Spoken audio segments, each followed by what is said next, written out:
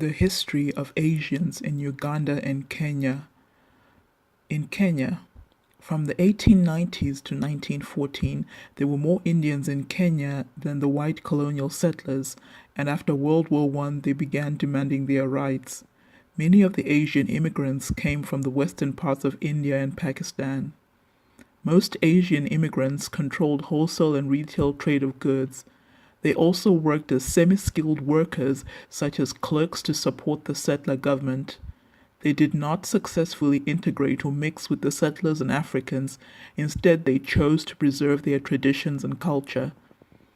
Indians had fewer seats in the Legislative Council, and they did not have the right to election.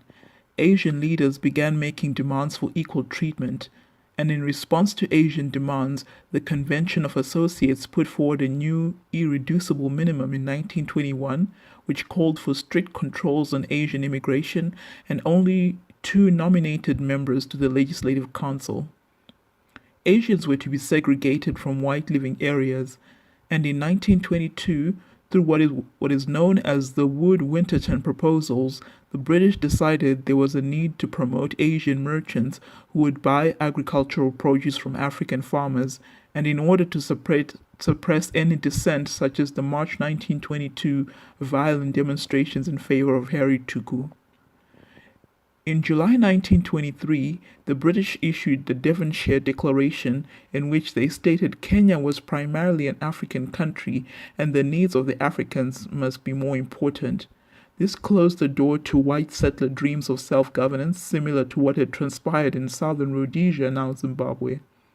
This declaration did not please the white or Asian settlers, but neither openly opposed it, and it was significant because it brought to an end the threat of an Asian rebellion against white settlers.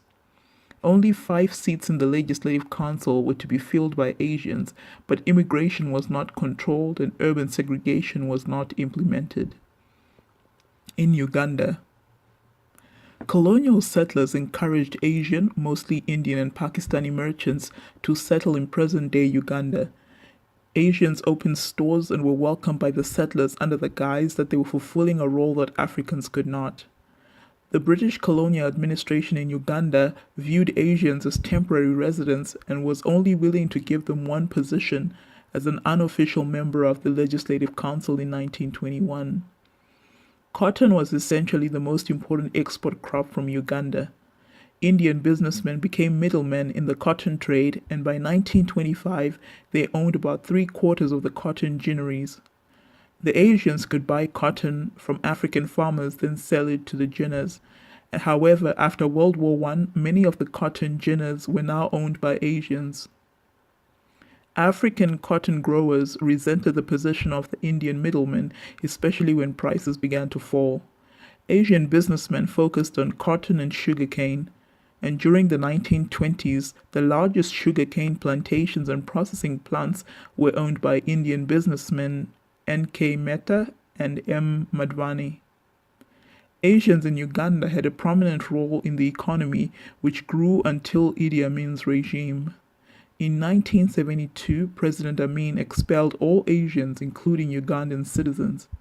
And for a while, Uganda's economy suffered because the Asians had dominated trade in exports and imports.